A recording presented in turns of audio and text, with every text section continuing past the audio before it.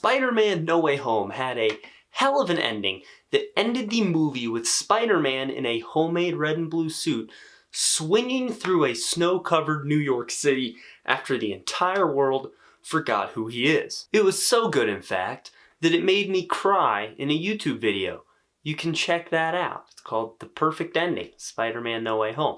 But now, with this excitement I have to see more of Spider-Man, I wanted to make a video basically outlining what I think the next trilogy for Spider-Man could look like, as well as some of the things I might like to see in that trilogy. But I cannot go into discussing what might come next without first just doing a brief overview of what just happened. So at the end of Spider-Man No Way Home, in an attempt to seal the multiverse and prevent all these people from flooding into the MCU, Peter has Doctor Strange do the spell to make everyone forget that he was ever Spider-Man. And in doing so, he effectively makes the world forget that he ever existed. And this results in MJ, Ned, and Happy, really the three people left in Peter's life, completely forgetting who he is, and also Aunt May is dead. So he no longer has any family. He no longer has any connection to the Avengers, so he cannot get a nice high-tech suit. He has to make his own stuff. None of the Avengers know who he is anymore. It basically blank slate Spidey takes him back to basics for this next storyline. And that ends up being the longest origin story ever told, because it's from 2016 all the way up through No Way Home here in 2021. It was this 5-year origin story that they told with Spider-Man. Actually, I guess it's 6 years if you count 2016. So it's a 6-year origin story, basically. Alright, so what could we see next? Kevin Feige has confirmed a Spider-Man 4. They have already confirmed that Tom Holland will be popping up in one of the not related to Spider-Man MCU projects, and Amy Pascal said they're starting on their next trilogy, as Sony's also working on some of their solo films. So, what could we see in this next Spider-Man storyline? Something the next trilogy has to do, which, I mean, it obviously will, is just expanding on this idea that Spider-Man is the biggest burden on Peter Parker's life. Say what you will with the Home trilogy as they're coining it, any issues you have with those, any of the creative decisions they made you might not like, something that all three of those movies did well is they showed just how much of a burden Spider-Man is. Spider-Man is ruining Peter Parker's life. And now that there's no one who knows he's Spider-Man, we can see that on an even larger scale. Trying to see him get through school and get his GED and maintain a job and a life outside of being the webhead, but with that webhead being such a burden, is something I have loved in most of the Spider-Man movies. Spider-Man 2 did better than I think any movie has ever done it to this day. And one of the coolest things about Spider-Man is the idea that Peter Parker does not want to be Spider-Man. He feels like he has to be Spider-Man. They touched on that in No Way Home when he said if they go to MIT, he can still be Spider-Man because there's crime in Boston, even though his whole life is kind of screwed up. He still wants to be Spidey. He has no one left. He still will swing through New York, right? He feels like he has to be Spider-Man, because he feels like he has to do right by Uncle Ben, or in this case, Aunt May. So that's why he keeps going. I really want to see that. And I think I will, because it's something that was great in these three movies. It's something that's been great in like all the Spider-Man movies. And I'm excited to see more of that. And you know what else could come with this? Is Peter Parker's money problems. He no longer has Tony Stark giving him $1 million suits, right? He's in just this crappy studio apartment, right? He has no job right now. He's got to do school stuff. He's Spider-Manning. Like, the dude needs money. And to see those money problems, I really hope we see those money problems. We didn't see those money problems in this trilogy. I'm hoping it comes back, and I'm hoping it's in the next one. I think it's a big part of Peter Parker. Not saying he has to be poor to be Spider-Man, but it's a nice touch, right? It just adds on to what makes him such a good character.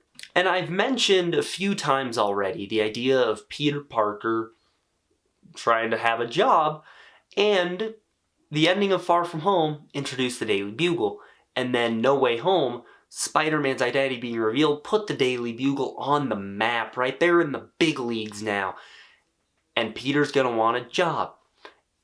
And he could work at the Daily Bugle because Peter can get photos of Spider-Man. And so since Jameson no longer knows that Peter is Spider-Man, Peter can work there to get pictures, or I guess it could be video of Spider-Man, especially because in this universe the Daily Bugle seems to be more of an internet thing, more of a digital service instead of physical. So I don't know, photos, video. Point is, Peter Parker could work at the Daily Bugle, and I am here for it. I mean, we do know that Peter likes to do videography. Homecoming opened with a home video made by Peter, so it's definitely something he's interested in, and it's something I want them to embrace. And all those things are just cool things I would like to see that I think would make the movies better.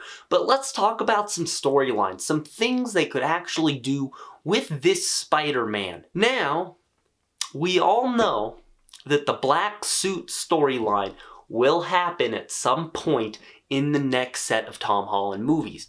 When is that? I don't know when that's gonna be.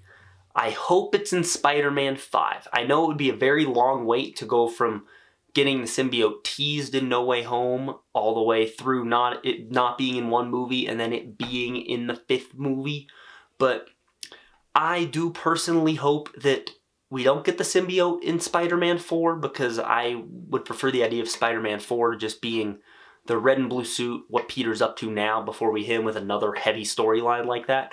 I think the best way to keep up to date with the symbiote would be a post-credit scene.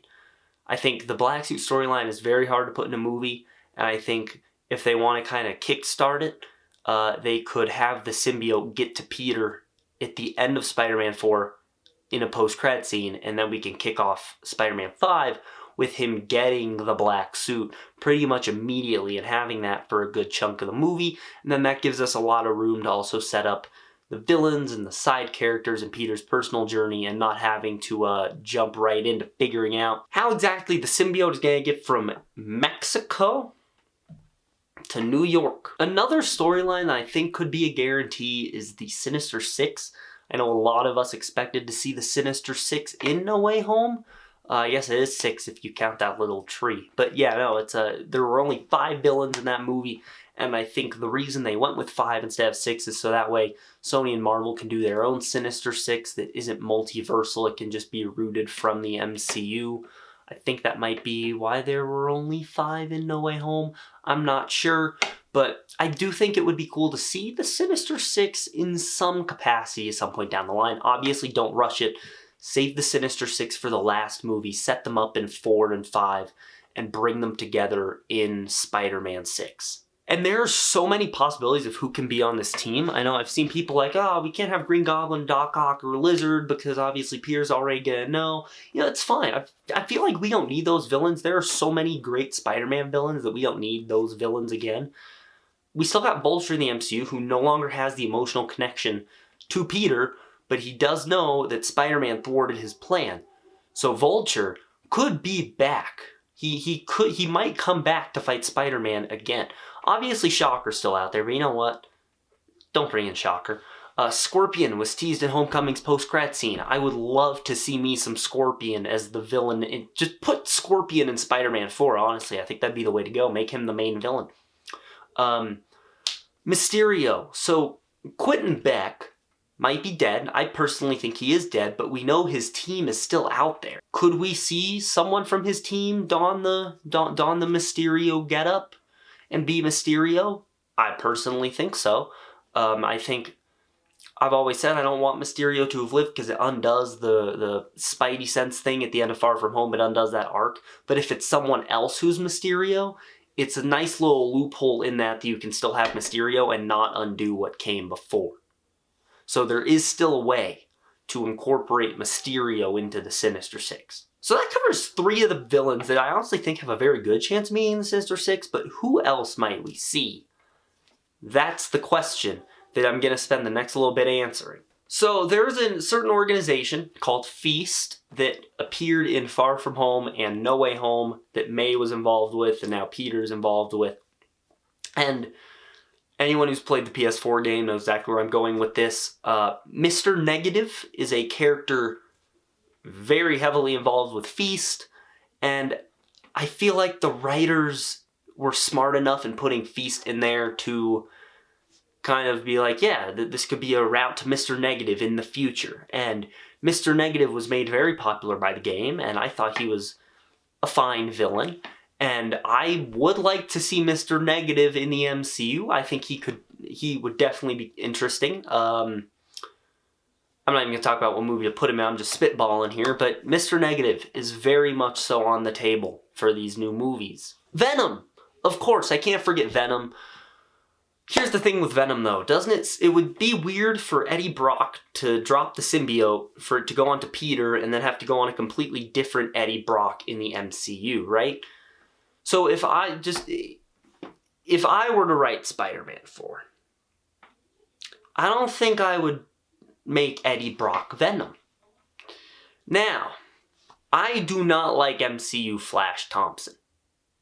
Yeah, that's where I'm going with this. What if they did Venom with Flash instead of Peter? It's risky because this Flash is an awful character, but I think it's also possible, and I think it would be a change from going Eddie to Peter to a different Eddie. I think that would be jarring. I think they could give Venom a try. We could get Agent Venom. I don't think they're going to do that. They might try Agent Venom in some way, but I think they're going to try to go with a more traditional Venom, at least right off the bat. Especially because so many people hate Flash. He was basically just written out of No Way Home. Like, he was in 2 scenes in the movie, and they were short scenes, and then that was it. There was no more Flash, so they kind of wrote him out. So I wouldn't be surprised if they don't want to go back to Flash. But screw it. Give Agent Venom a try. I just hope that whenever they do the symbiote storyline, it's its own movie. Spider-Man 3 obviously screwed up by having way too much going on, and the symbiote was in there, and it kind of derailed the whole story of the film in a lot of people's eyes.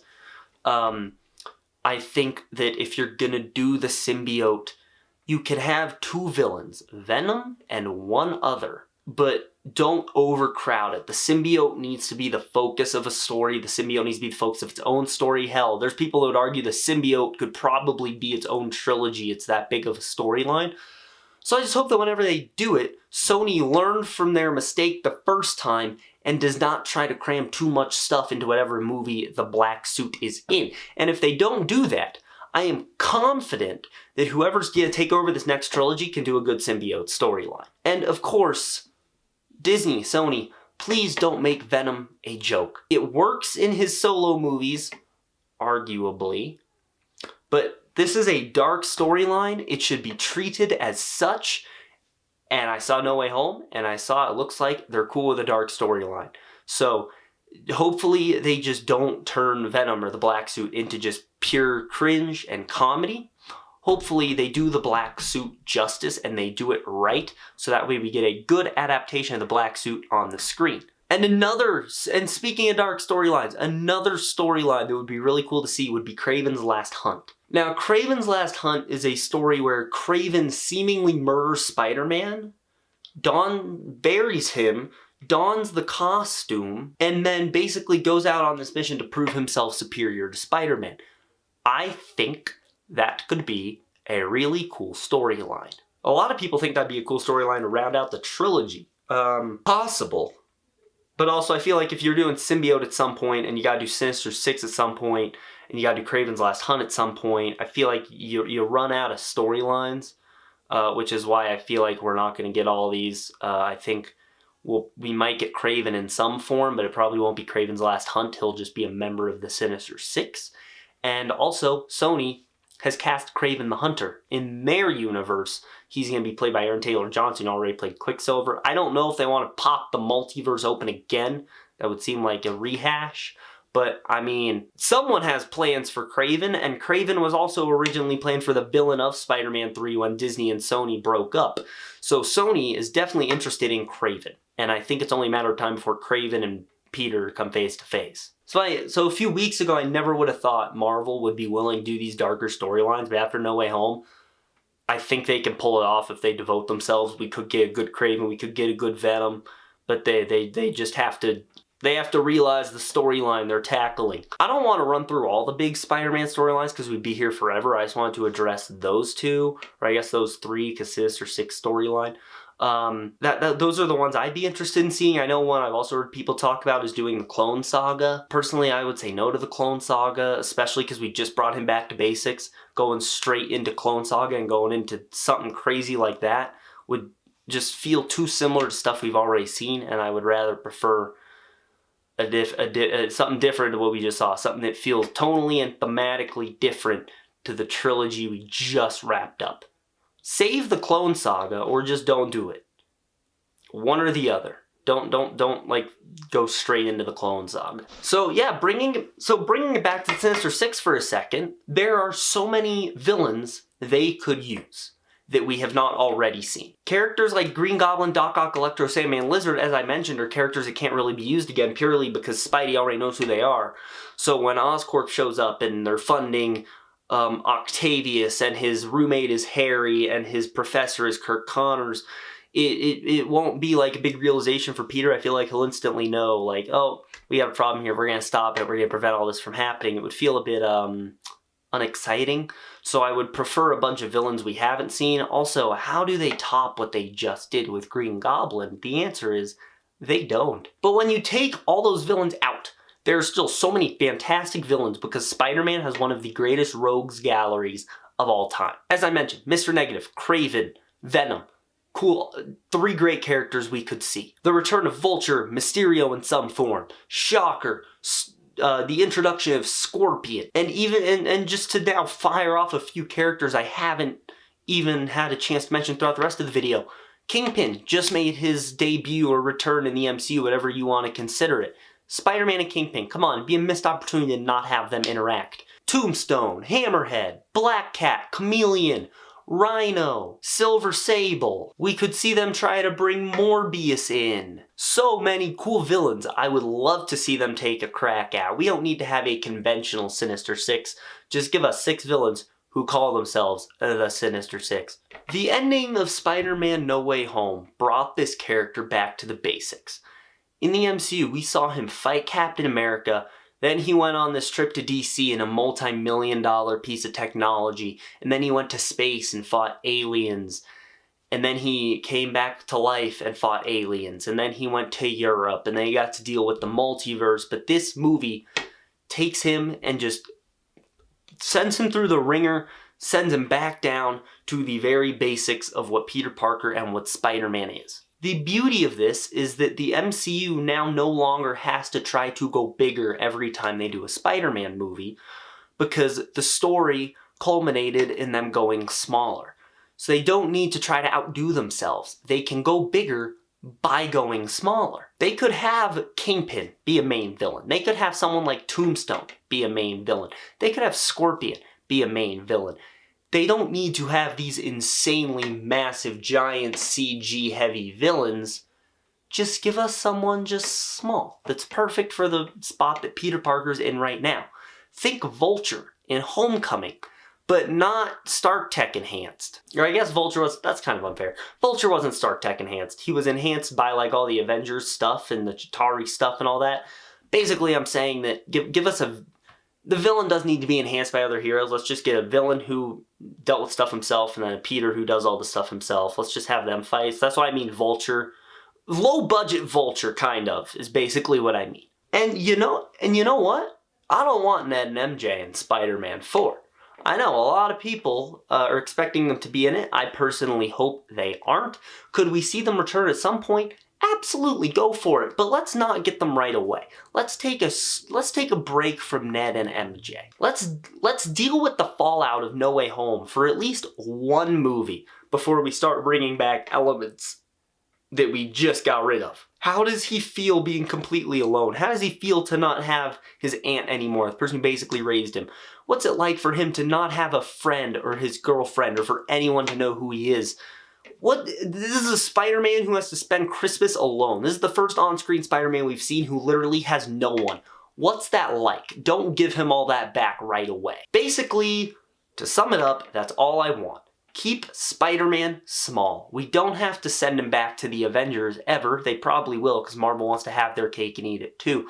But just keep him small. Let him live in his little pocket in New York with a cloth suit that gets torn every battle he's got to repair. A Peter who has trouble making attachments. A Peter who is broke. A Peter who has to fight all these smaller villains by himself. Show Peter using his mind and his wit to solve problems, not necessarily fisticuffs or a crap ton of technology. Give him moments like the train scene from Spider-Man 2, or the montage of Spider-Man stopping crimes in The Amazing Spider-Man 2. Stuff like this is the best they can do for Spider-Man, and if they realize that, and they can pull all that off, what we have the potential for is the best Spider-Man trilogy. And if they can do all that, if they don't try to build and build and build and outdo themselves every movie, and they just instead focus on telling these very, very heartfelt stories of Peter Parker just swinging through New York, then what we have is the potential for the greatest Spider-Man franchise of all time. They set themselves up for it with the ending of No Way Home. And now let's just hope that they follow through with it. But there you go, guys. That's my thoughts on where Spider-Man could go from here, what I'm hoping they do with him, and how they can make him succeed. What would you like to see with this character going forward? Some of the villains, some of the storylines. Let me know just what you want to see in the MCU from Spider-Man going forward. Tell me all that down in the comments below. Also, leave a like on this video, subscribe, click on the bell icon to receive all notifications from the MCU HQ. That's going to be it. Have a great day, guys.